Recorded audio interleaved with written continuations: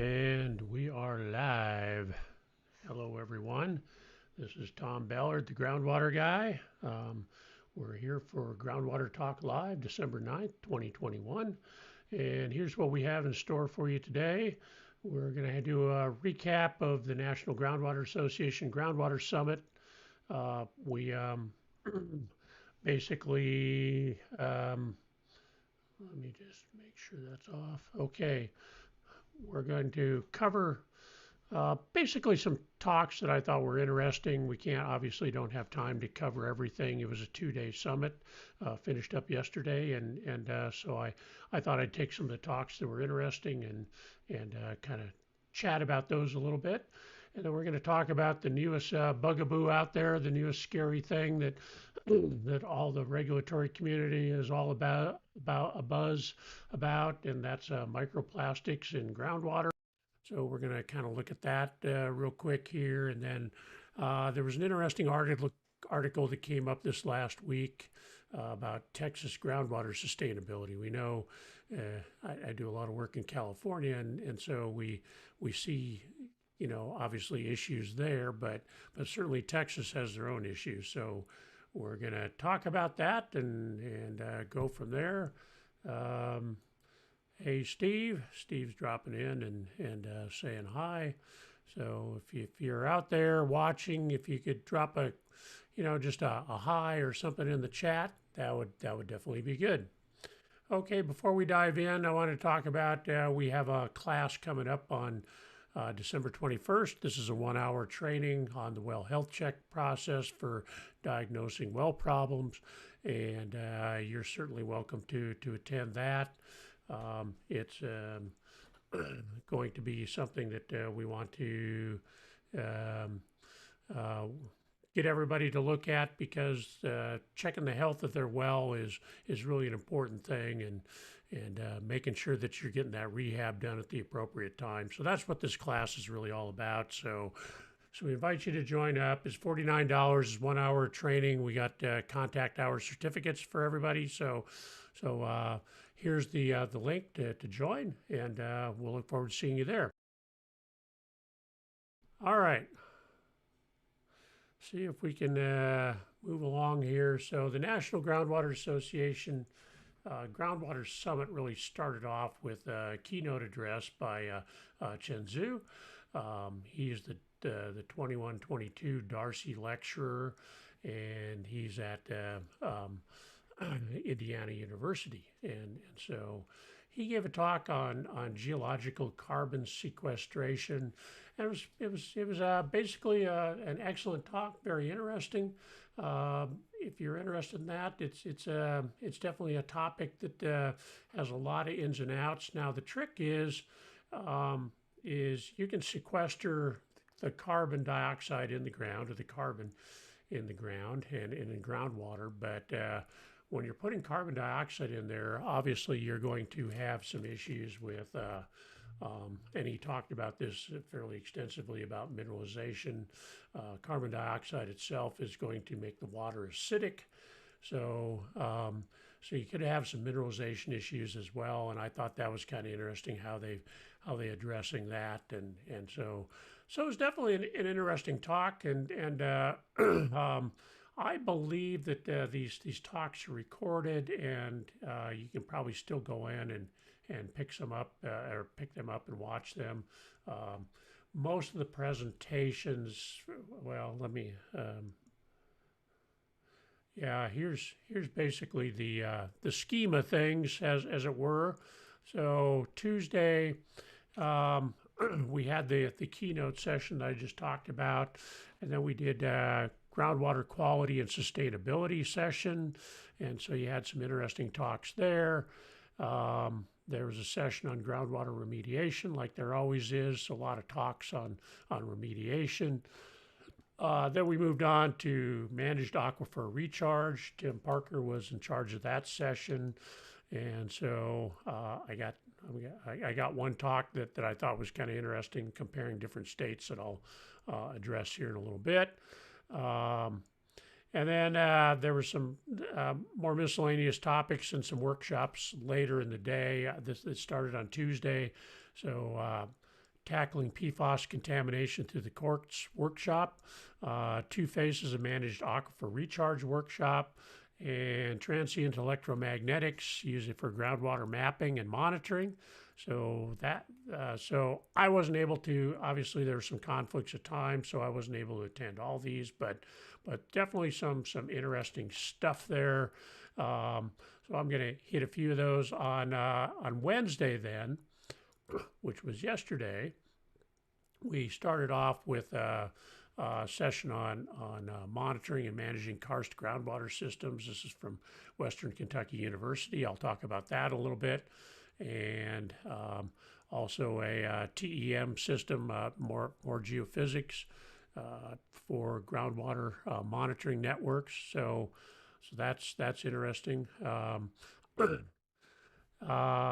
Perspectives and challenges in addressing functional equivalency within the Clean Water Act.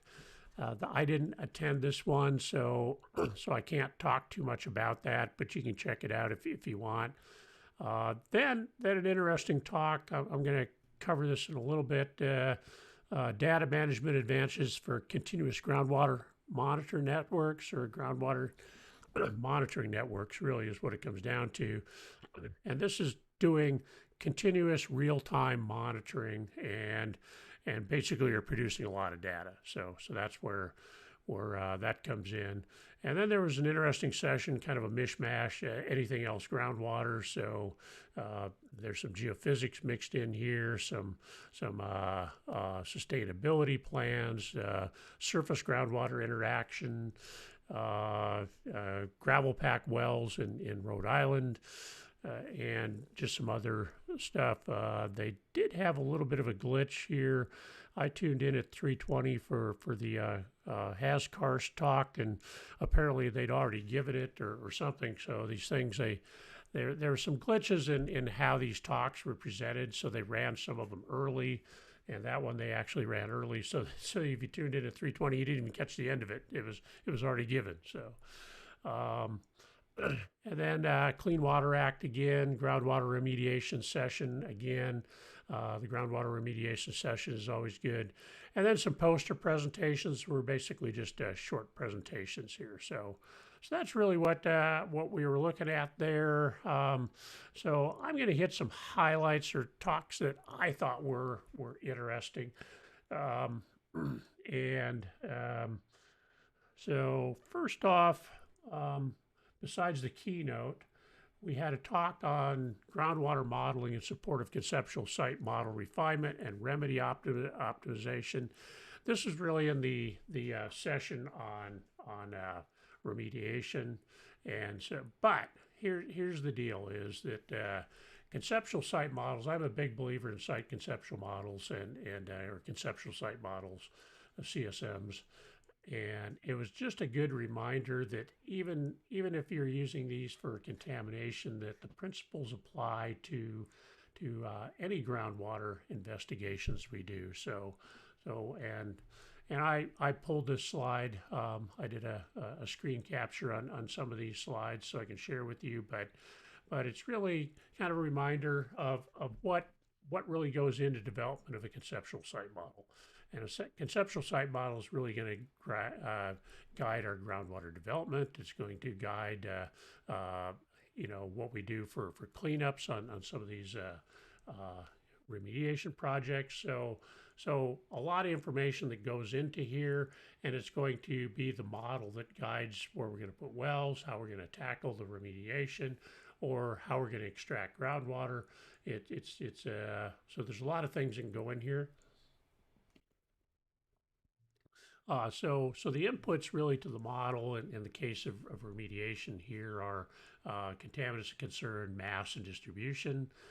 Certainly the geology and hydrogeology comes into play for all these things. Fate and transport of any chemicals you're dealing with, contaminants, and the risks certainly come into play there. And that all feeds into your development of your conceptual site model.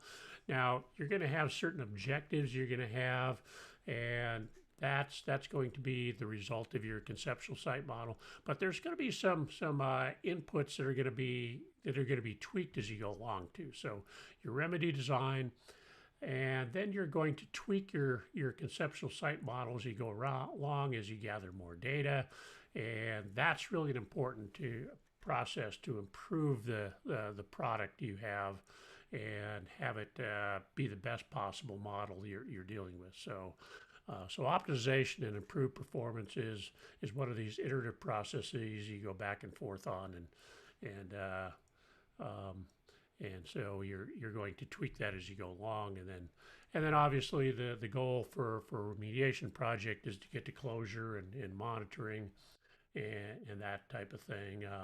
For other types of groundwater projects, there's going to be some other outcomes you're going to be looking at, but the model we're going to use is going to guide where we put our wells, how we construct them, where they're going to be screened, and all that type of thing goes into your conceptual site model. So it's an important process, and this was just a reminder to me that you have a lot of inputs and outputs here, and it's a model, and your model gets tweaked as you go along. So you're going to update that with new data as it comes in. So there you go. Now, something I find interesting because I'm in Tennessee is the talk on assessment of approaches to estimate recharge in the unconfined Memphis Aquifer in western Tennessee. And this is particularly interesting because the Supreme Court just decided the Mississippi versus Tennessee case dealing with the Memphis Aquifer, also known as the Sparta Sand in other parts of the country, but Mississippi ended up losing on that. Mississippi had claimed that Tennessee was stealing its water, and so there was a long drawn-out lawsuit that finally got settled at the Supreme Court just about a month or so ago, and so this is a topic of interest to me because the Memphis Aquifer is a very important aquifer, a very prolific aquifer. There's a lot of wells tapping, a lot of straws in that, and like I say, it actually extends across the Mississippi into Arkansas and Louisiana and Texas, where it's known as the Sparta Sand. And so it is a very important aquifer. It's the sand unit in the Upper Claiborne. It's confined by the Upper Claiborne confining unit underneath Memphis. But if you go to the east, you get out towards, between Memphis and the Tennessee River, and their study area was actually in Jackson, Tennessee. That is the recharge area for the Memphis Aquifer. So it is an unconfined aquifer in that location, and so they looked at some different hydrologic budget calculations, errors in the estimates, and really looked at some of the different estimates out there, and they kind of vary quite a bit. So it's interesting from that standpoint. I got some screen captures. This was their title slide. It was Abi Nazari from the University of Memphis that actually gave the talk. And this is an illustration, a screen cap I gathered that shows the Memphis Sand or the Sparta Sand, as you will, is in that upper blue unit. You get down a little deeper in the Claiborne and Wilcox formations, and you get into the Fort Pillow Sand. So that's also an important aquifer, not quite as prolific as the Memphis Sand. And then you get down a little deeper and you get into the Cretaceous aquifers, which is the McNary and Nakitok aquifers. But if you look to the east, you can see that while we have confining situation underneath the city of Memphis, you go to the east, and now you're in an unconfined situation. This is where the recharge takes place. And it was interesting to me because a lot of the recharge for the Memphis Aquifer is not real well understood. So for such an important aquifer, it was interesting to me that you got some different estimates that vary all over the board. And it's really a situation where it just hasn't been studied quite as well as it could. So interesting because it is a very important aquifer. City of Memphis really couldn't survive without groundwater extraction from there, like I say, we set some precedent here a few months ago with the Supreme Court decision that's going to forever affect interstate water rights issues with the Memphis Sand Aquifer lawsuit. So this is what the Memphis Sand looks like in its source area, in its recharge area. So you can see it's a nice clean sand, really not too much silt or clay in there, and you can see why it would be a prolific aquifer when it gets a little deeper. So that's just a nice fine sand in there, and as it dips down in the Mississippi embayment there, it becomes confined. But this is the source area that they were studying, and that's really this just shows an illustration. There's another screen capture of where we're at here, so you can see the Memphis Sand, Sparta Sand aquifer there to the left, and then zeroing in a little bit on where it shows, and Mississippi River there is kind of in the middle of that. And then the area that they studied here over near Jackson, so a little watershed there, and so interesting to me, and the fact that that there hasn't been a lot of really good work done on this was interesting. All right, so if you're watching live, if you could drop a comment in the chat so we know you're there, so we know you're paying attention. I just a little reminder that we do appreciate your input, and I do respond to that. So just let me know. All right. So we moved on to some sessions with managed aquifer recharge. This is certainly becoming a more important as we deplete our aquifers.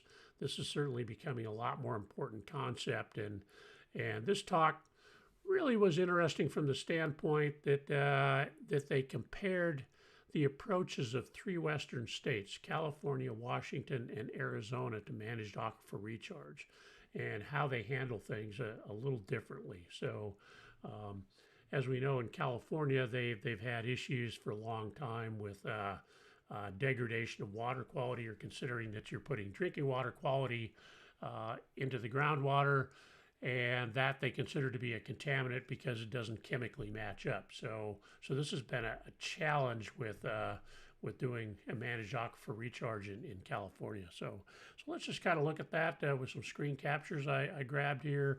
The California approach is really something that the Porter-Cologne Water Quality Act really drives that. So that's controlling discharges, and that's the one we run afoul of when we're putting anything in groundwater that's chemically different than what's already in there. Even if it's drinking water quality, is considered to be a contaminant because it's chemically different. So this has really been a bugaboo for managed aquifer recharge in California. So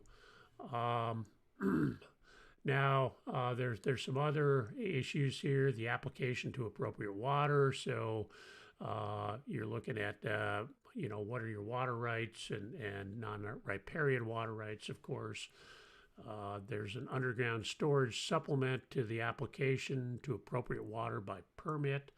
And so you're defining, so you need to do some groundwater modeling and define your underground reservoir, proposed recharge measurement, the beneficial use of that recovered water, and how you're going to recapture it. So basically what they consider with the Porter-Cologne Act is you're putting a plume down there, and you need to be able to recapture that plume. So there is now a streamlined permitting process, diversion of high flows to underground storage. Definitely we want to encourage managed aquifer recharge, or MAR. And there's some other considerations. California Environmental Quality Act, or CEQA, needs to come into play. There's going to be some general waste discharge requirements. And once again, even though it's drinking water quality, they're considering it waste. So this is where it gets a little tricky in California. And then stormwater resource plan guidelines, those need to come into play too, like they do in most things in California. So we can contrast this with the Washington state approach, and they are have expanded reservoir permits to their water code or reservoir permits from surface water to groundwater storage. So a little easier there. You do need to have a groundwater appropriation right. There is obviously water quality regulations, so you need to monitor what goes in, what comes out, and that's going to be protective of the waters in the state. The groundwater quality standards come into play. There's going to be a state discharge permit program. That seems to be a common theme here. And underground injection control regulation comes into play because most of these are going to be considered class 5 injection wells. And so you need to have a underground injection control regulation permit to put one of these wells in. And then reclaimed water use authorization is something that comes into play. They're considering the water that's recovered to be reclaimed water, and so those regulations come into play.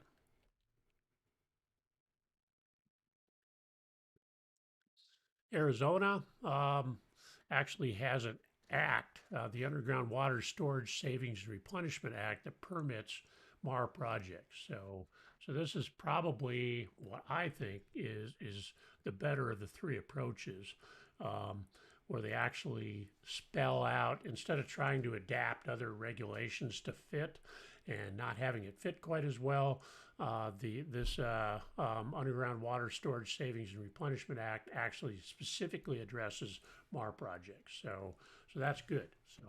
So there's an underground storage facility permit. And that's, anytime you put in a well and you're injecting well in the water in the ground, that's certainly going to come into play. Groundwater savings facility permit. This is an interesting approach. So it's really, you got to really look at how you're reducing or eliminating groundwater withdrawals in active management areas. And so that permit really looks at that. There's a water storage permit, of course, that comes into play under here. So you're actually storing water under the ground. So there's a permit for that. And then a recovery well permit. So we have an injection well permit and we have a recovery well permit. Those are actually, for the most part, in most MAR systems, those are going to be the same well, but not always. So you got to have a permit for both injection and recovery. So interesting from that standpoint. Three different states contrasting approaches to that. I tend to like I say, Arizona's approach the best because they're specifically looking at MAR. So water. So here's some of the key elements. Once again, this is screen capture from the talk. So water rights for source water use. You need to establish hydrologic relationship to adjacent groundwater and users. So you need to look at the system as a whole. How are you impacting the system? Source water quality regulation. So is that water being treated? Are you going to deal with disinfection byproducts in the ground? The receiving water, the geologic matrix, mixing effects. These all come into play here, and that's going to be part of your permitting process. Water ownership, water rights, of course, is going to come into play, and you need to prove you have the appropriate water rights. Operation and maintenance. Now they're identifying some gaps here in some of these. The extent of documentation required before permit is initiated is considered to be a gap here. The monitoring of injection and infiltration water quality. They're really looking at a gap between the location and timing of monitoring to check water quality. So they're saying that that's a gap there. Mitigation, water rights, environmental effects, impairments of source water. These are all things that need to be looked at. Are you putting relatively pure water in the ground? Does it differ chemically? Is it going to create a situation where it could impact existing groundwater? And then pilot testing. Certainly all these projects need some kind of pilot testing to know. No, GAP is not an acronym. GAP is data gap. So Steve's asking is GAP is an acronym. So This is a data gap in the process. So they're identifying parts of the process and saying where it may not actually be adequate to address everything under this particular element. So under pilot testing requirements to reduce adverse operation effects on the well and aquifer. So there's some of these regulations don't cover that adequately. So, all right. Now we get into the innovative tools and techniques for monitoring and managing karst groundwater systems, and this was a talk presented by mainly Jason Polk from Western Kentucky University in Bowling Green, Kentucky, and they they did a lot of work on this. It was really an interesting situation how they set up their monitoring network really to monitor the karst flooding, drainage into the karst system to reduce flooding and water quality impacts in an urban area. So really interesting how they've done this. A lot of this dates back a ways, but they do have an interesting network. This is kind of hard to see, but they've actually done in the city of Bowling Green dye tracing. So the red on this map is actually dye trace routes that they've mapped out. Now, as is always true with dye tracing, that may not be the exact pathway, but it gives you an idea. So they've mapped these, they've mapped sinkholes, and you can see all the different site selection and sampling strategies. They're looking at the sampling resolution, the sampling parameters, any improvements, the sampling locations, springs, caves, surface stream. Blue hole is actually a sinkhole with water in it, injection wells, and just dry sinkholes. So that's usually where the dye gets injected, and obviously springs and caves and surface streams is where you're watching the dye come out. So and then primary data and secondary data sources and indicator results. Now, what they've done with this is they've really mapped out a lot of the sinkholes and the inputs where the water is going into the ground and the karst features. And now they know where it's generally going to go. So if you had, and they had some examples of tanker spills where it went into the ground, they're now able to identify and act on where the contaminants are going to go, what the path is they're going to follow, and where they're likely to show up traveling through the karst. Now groundwater can travel through karst very quickly. It's not like a sandstone or a sand and gravel aquifer where it can move relatively quickly. In a karst aquifer, we can be talking miles per day, thousands of feet per day. So groundwater moves quickly through karst conduits. So understanding where the inputs are, where it's going to come out, and this map and all their overlays that go on this is really important for if there's any contamination situations, any flooding issues, they can kind of dial that in. So really interesting studying going on, and this has been going on for quite some time, and they got a lot of data. So this is their monitoring network parameters. So they really have or their data points. So monitoring water quality, they have 6 real-time monitoring sites with 10-minute resolution, weekly and quarterly ambient sampling at 10 sites. For water quantity, they're looking at real-time water level monitoring at 6 sites with 1-minute resolution. And these are generally going to be transducers that they have in there that are going to be monitoring the water quality and the quantity. And then static water level measurement, they have 34 sites with a 1-minute resolution. Environmental parameters, that's going to be precipitation mainly. And so they have 13 rain gauges, 10 are real time with 1-minute resolution, and real-time weather stations. So they know what's going on with the weather. There's 3 sites there with 1-minute resolution. So a lot of data here, a lot of data. Question from Steve. So is this type of study, Bowling Green, unique? I would say Yes and no. It's what we got here is they have done an especially good job mapping things out. So there's a lot of studies going on with these things. So the dye trace studies are especially in more around urban areas are good, so you understand where things are flowing, but maybe not at this level of detail what they've done here. So. But there's a lot of car studying going on, and usually it's going to be at least the dye trace. So you inject the dye in a sinkhole, and you see where it comes out, a spring, a river, and now you kind of map out where it goes, and you get a general idea of what the karst conduits are under the ground. And it's not always exactly what you might think. So sometimes it's the opposite of what you think. So karst can be weird that way. So having these dye trace studies are good. Sinkhole inventories and any input inventories. We know what's sensitive out there. So if you have a tanker spill and it's flowing into a sinkhole, now you got some problems and you need to understand where that fuel is going to go through the karst conduit system so you can address the cleanup. All right, so there was a talk on data management advances for continuous groundwater networks workshop.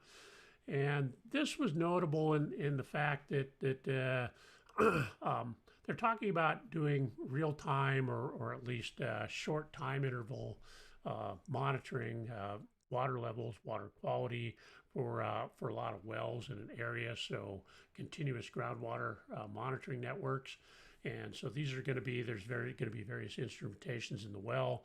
And so they talked about this, how it gets managed, and now there's a couple things that really came out of here that I wanted to point out is you get a lot of data from these things, and how you manage that data is important. But this particular quote here really struck me, and as I thought I'd share that with you today. So the world's most valuable resource is no longer oil, but data, and that really is true. Is we have data. Data is important, and you can never go and historical data so we can map trends is really important. You can't go back and recollect that September 18th, 2012 groundwater monitoring point. Never, So you got to have that data, and it needs to be in your system. So that's important. And these things can produce a lot of data. It's how you handle the data, but we can make a lot of decisions based on this data. So I think this point is well taken. And the other point that really came out of this talk is having dashboards for the data. Now, I know in the water well business, we deal with a lot of people that have situations where they collect water quality data, they look at it, see if they're in conformance, and it goes in a file and never gets looked at again. And that's a waste of the money you've spent on that data. So having a dashboard where you're putting that data in and looking at the data and having it basically guide you as you go along and looking at the trends. Very, very important. So use your data. This particular data is a speedometer type or gauge type dashboard, and that's good for looking at current conditions. I tend to prefer good old line graphs when we're looking at data trends over time, because we're going to want to see, especially on water wells, we're going to want to see when we need to rehab. So things that kind of get into the yellow zone or the red zone, and they're tracking that direction is important. But these dial type graphs are good for just getting a at glance look. So I like to use both actually. For the trends, I really like to use the line graphs because they're quick and easy to look at.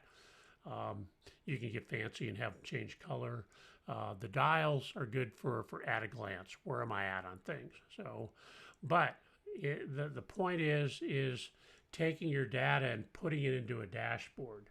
When we do our well health check process, that's what we're doing. We're taking the data and we're tracking it over time to get trends, and and that's what our upcoming seminar is going to talk about. Is getting that data and putting it in usable form. What data you need, what form you need to put it in. So this was well taken, and I thought there was just a couple slides here that had some really important information. So. And then lastly, there's some poster sessions, and this was my select talks. There's obviously a lot more that I watched, and so but for time. This talk was given by Russell Crawford. He's mainly in Africa, putting in these wells. I follow his exploits on LinkedIn. He's there. You can track him if you like. But he's developed a drilling method, reverse flow wells. He minimizes the amount of mud. They're simple operations where the locals can use them. It's not complex. And, the big thing is he's drilling some pretty shallow wells, but he's getting water for these people really cheap and very effectively. So I thought this was good. Check him out on LinkedIn, Russell Crawford. This was just kind of his comparison in his poster session of the advantages of the airlift reverse flow drills versus other drills, other types of drills, and some of the biggies are drilling mud not usually required. They're lighter in weight. They're relatively simple. They can drill clay, large gravel, and sand with these wells. They're powered by a highly efficient air compressor, so it's mainly an air type of drill. And so these things are really adapted to the conditions because most of the people he has running these things don't have the technical expertise to run a full-blown mud rotary system. And getting that over there in some of these areas is challenging in of itself. So his system really works well for the environments he's in. So third world countries where they don't have a lot of skills, but they need water, he's getting them the water they need. So congratulations, Russell, for the work you do. And if you're on LinkedIn, connect up with him and check out his exploits. He posts fairly regularly on LinkedIn. So good guy, doing a lot of good work. All right, so I wanted to dive into the microplastics issue. And microplastic, there was actually a talk, and this is the abstract on that particular talk at NGWA Groundwater Summit. And so, but this is kind of, while everybody's out there, dealing with PFAS and it's the latest and greatest, now we're moving on to microplastics in groundwater. And you're going to see some regulation for this coming up. I'm pretty sure, especially California will probably lead the way.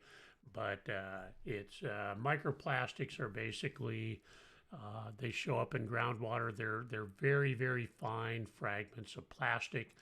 They do not break down, and so they are an issue. They can leach off different compounds that they can contaminate the groundwater. They can plug things up, and so they are an issue. The sizes, 5 to 500 micrograms. So they will actually move with the groundwater, and so they influence the transport control of groundwater. So it's an interesting situation. You'll be hearing more about this, I think, especially in states like California as they move to regulate these. I have, let me just change that up here. I have, where's my,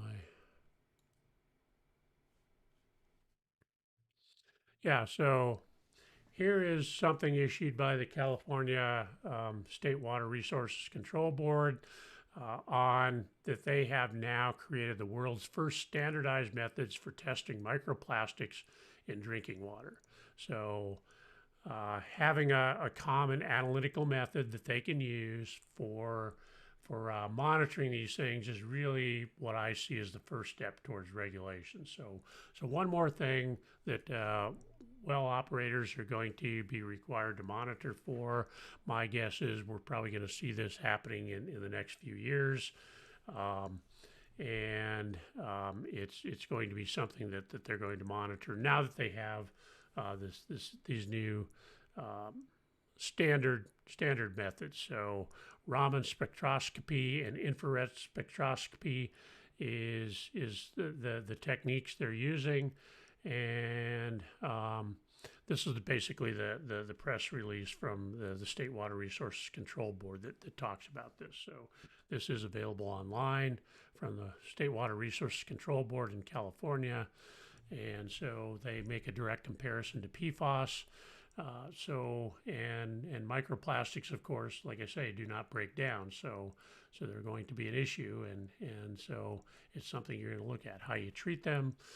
They're fine particulate, so some type of filtering is going to be the way to go. But it's going to be one more thing for well system operators to monitor and keep track of. So be on the lookout for that.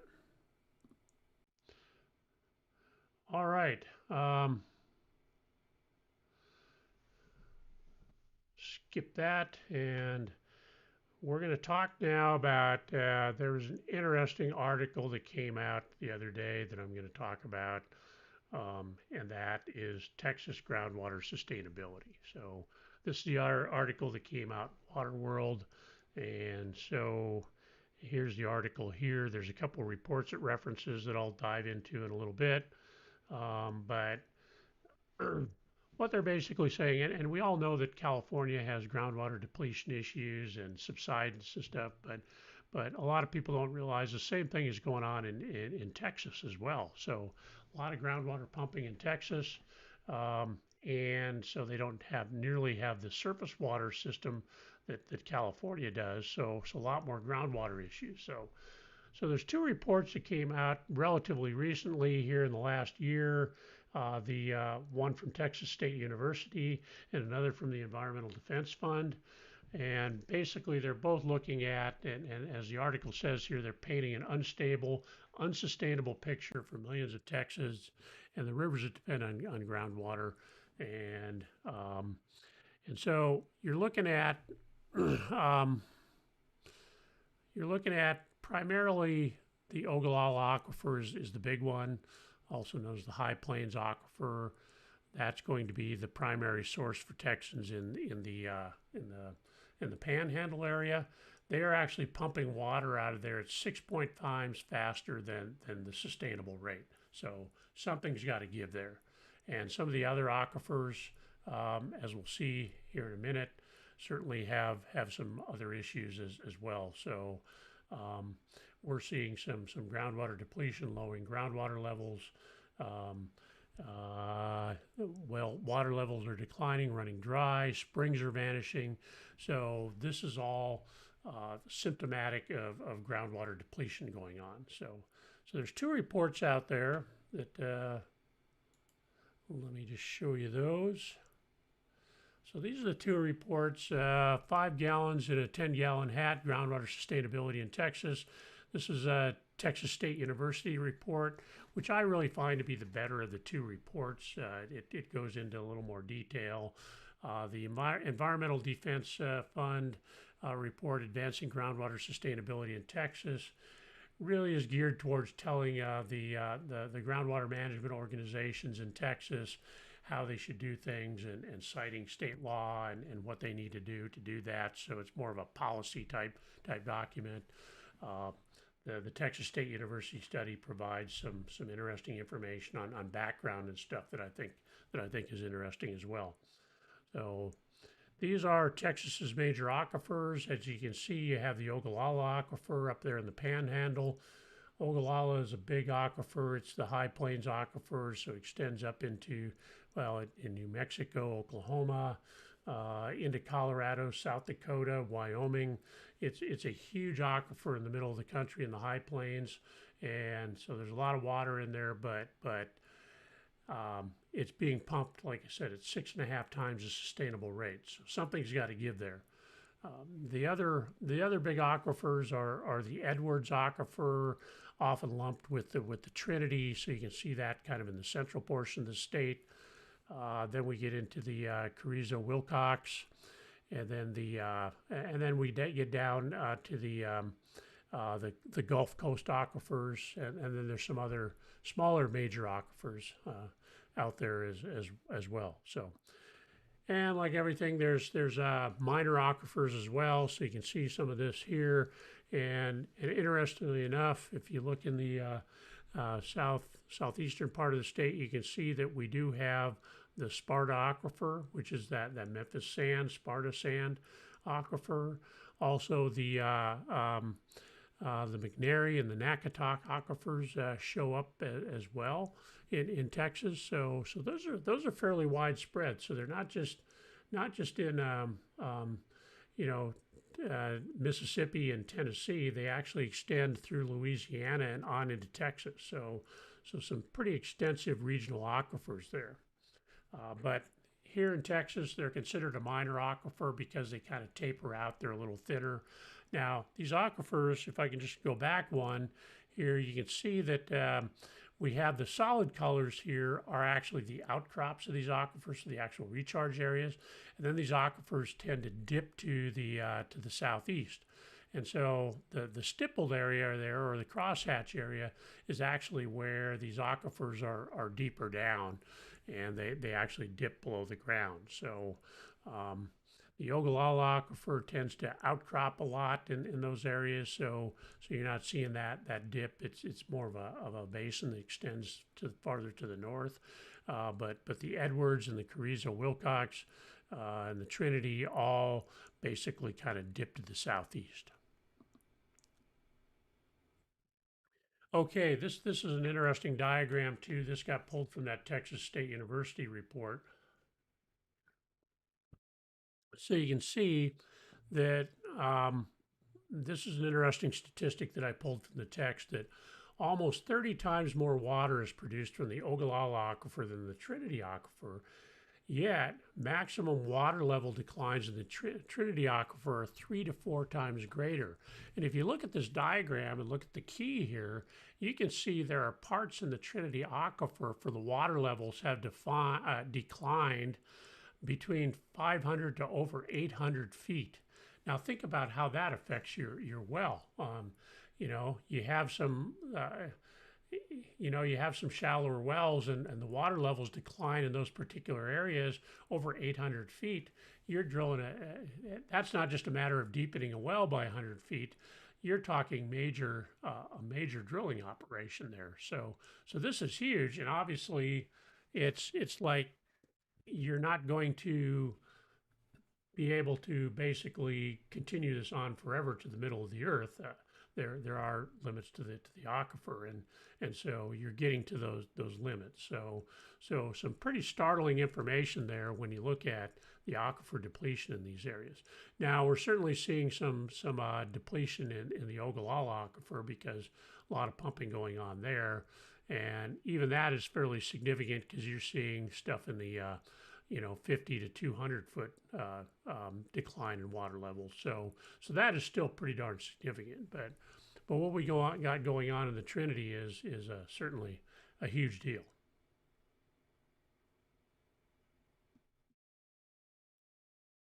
All right. So, okay, in Texas, they have what they call groundwater conservation districts that really manage the groundwater. There are 101 of them in Texas. A lot of them are basically defined by counties.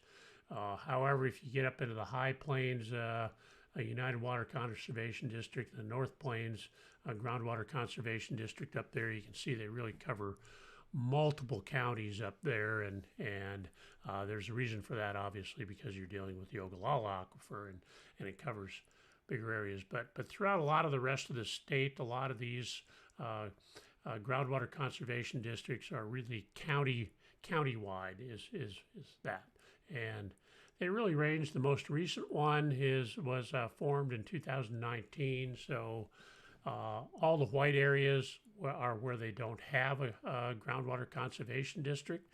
So, so some of those may be looking at forming up, but there's 101 of them in Texas, and they all have some guidance from the state on what they need to do to conserve groundwater.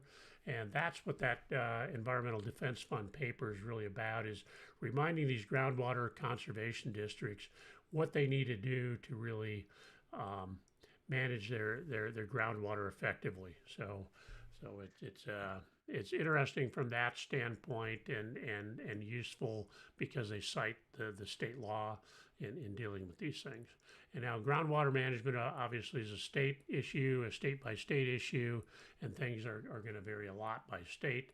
In Texas, everything is managed by groundwater conservation districts. In California, for instance, we have basin management, and then we have these groundwater sustainability plans or groundwater sustainability agencies that are coming around. They may be generally the equivalent of a Texas groundwater conservation district, but they tend to be looking at a basin as a whole, and obviously in Texas, they're looking at the county. So there you go.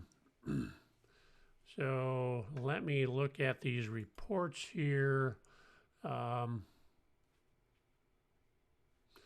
think I got them where? Let me just change this up here. I'm sorry.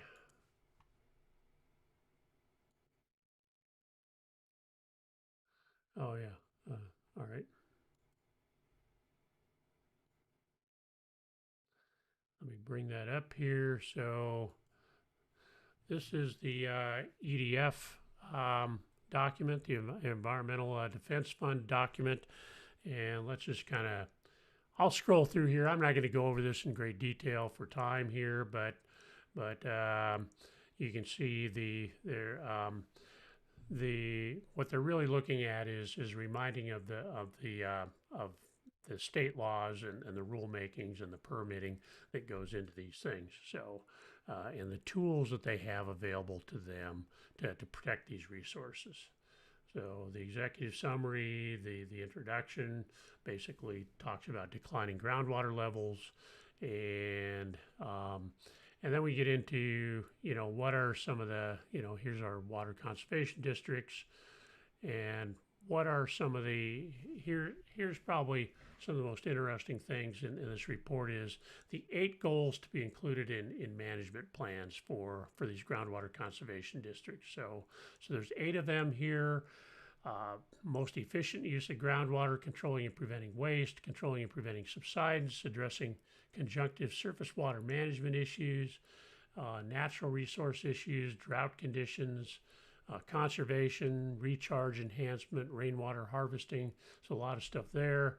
And addressing desired future conditions. So they're going to adopt a plan to get them to desired future conditions. And of course, the Environmental Defense Fund really focuses on this last one here. And then this then is citing Texas Water Code, 9 factors that groundwater conservation districts must consider when adopting desired future conditions. So that's number 8 in that previous. So you really want to look at aquifer uses or conditions within the management area, water supply needs, water management strategies, hydrological conditions, environmental impacts, subsidence obviously is a big deal when you get that level of groundwater depletion, socioeconomic impacts, impacts on the rights and interests of private property, and other water rights certainly come into play there. The feasibility of achieving the desired future conditions, and then other information relative to that. So that's really what Environmental Defense Fund is pushing here. And here there's a lot more information here on permitting and the tools to achieve those things. They particularly cite Jacob's Well groundwater management zone. For dealing with if springs dry up, or their flow really gets depleted, then they go into drought conditions, and they have special conditions they deal with drought. So, and they have curtailment situations when things get more severe. So there's a plan in place for that. So that's considered a best management practice. So, and I think that's most of it here is really best management practices, and you know, it's not too preachy. Environmental Defense Fund stuff gets a little preachy at times, but this one is not too bad. It's really reminding them what's in the state law. So this is actually the Texas State University report, which I find a little more interesting because it goes into the background and geology, 5 gallons in a 10-gallon hat, Texas reference, obviously. So let's kind of look at Texas State University. This is actually November 2021, so pretty darn recent. So they're actually looking at the aquifers, what are safe yields, sustainability in water planning, sustainability in groundwater governance. So there's a little bit of overlap with the EDF document. Sustainability and desired future conditions, definitely some overlap there. Maximum sustainable production of Texas aquifers. That's really a key here is how much can you actually produce. So, and then they're looking at different types of rules, different groundwater sustainability typologies. So whether you have hydrologically forced, court forced, legislatively forced, desire driven, de facto, these are all things that come into play in managing groundwater. So, and then they have some recommendations here. So there are, I think I pulled most of my pictures out of here. Introduction. Here's the aquifers of Tennessee again, or Texas again. Sorry. Minor aquifers, and then we get into historical estimates of groundwater withdrawals, 1937 to 2019. So you can see obviously it's really gone up. It's kind of stayed up, although the peak here back in the 70s, some in the around 2010, and it's actually kind of tapering off. So that's good from that standpoint. We already looked at this. Understanding the confined units versus the unconfined and how those operate. That's basic hydrology, hydrogeology. And so sustainability and groundwater planning, they're really looking at sustainable yields, maximum sustainable production. And so they have some formulas here and some models that they want them to work on. So, and that gets in, you're going to see that pop up a little more. And desired future outcomes, that's certainly something that most of these districts need to look at. So here's some information, changes in modeled available groundwater between 2020 and 2070. So you can see that a lot of these aquifers are going to have a lot less water available. And I don't see too many, I really don't see any. Well, there's the Sparta aquifer, positive numbers there, everything else is negative. So, and there's a reason for that. So, the maximum sustainable production, this looks at that. So, and you can see how they're looking at that and doing some ratios here and seeing what kind of depletion they can stand. So, and current and future sustainability of the state's aquifers, you can see the Ogallala is really overpumped and some of these other ones. So, all right. This just gets into the typologies. So I think that's mainly, and then they have some recommendations here. So like the EDF report does, there's some recommendations here. So, so these are interesting reports. If you're interested, you can look these up. Like I say, the EDF report is from November of 2020. The Texas State University report is from November of 2021. So definitely fairly recent reports, and definitely something to look at here. All right, so that's what I have for you today. We're right at an hour, so thanks for watching. Don't forget to subscribe to our Groundwater Guy YouTube channel. I think Steve is watching that here on the Groundwater Guy YouTube channel, and you can subscribe there and get everything there, get notice when we have new recordings up there. This is my contact information if you want to get a hold of me by email. I'm happy to hear from you, and we're happy to talk about groundwater issues. Here is the YouTube Groundwater Guy channel, and so you can just look us up there. All the past recordings are there from Groundwater Talk Live, so you can look at past recordings. We got some interesting ones there on different types of contaminants, and last week we did manganese in groundwater. We've looked at corrosion, BART tests, and so a bunch of different water quality issues. Some interviews with some different contractors. So some good stuff there. So check it out and subscribe. I'm available on LinkedIn. We live stream this into LinkedIn also. So there's my contact information.